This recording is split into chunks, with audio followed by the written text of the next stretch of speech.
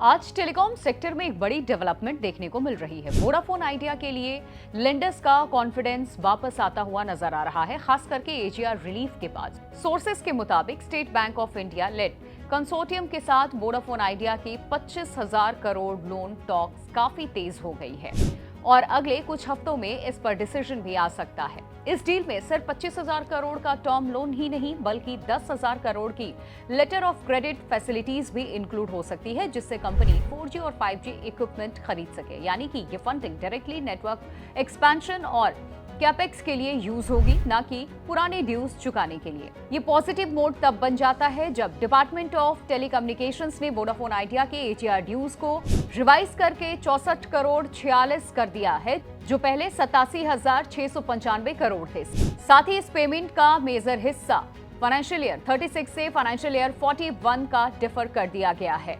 मतलब है कंपनी को लगभग 10 साल का मोरेटोरियम मिल गया है। कंपनी ने लेंडर्स को यह भी अश्योर किया है कि नया loan spectrum payments internal cash flow से किए जाएंगे। लेकिन यहाँ एक चैलेंज अभी भी बाकी है। स्पेक्ट्रम लायबिलिटी दिसंबर के एंड तक वोडाफोन आइडिया पर लगभग 1.25 लाख करोड़ के स्पेक्ट्रम ड्यूज थे।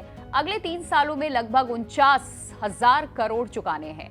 पहले साल 7,000 करोड़, दूसरे साल 15,000 करोड़ और तीसरे साल 27,000 करोड़। इस वजह से एनालिस्ट क्वेश्चन है। अब सवाल यह है कि ये 25,000 करोड़ का लोन वोडाफोन आइडिया के लिए कितना गेम चेंजर हो सकता है।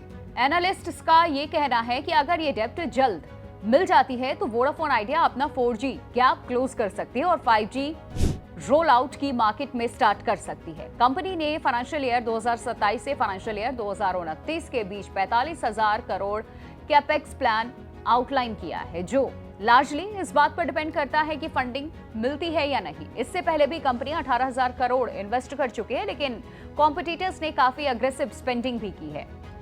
इस वजह से वोडाफोन आइडिया आज मार्केट शेयर में पीछे चल रही है, खास करके रिलायंस जियो और भारती एयरटेल के कंपैरिजन में।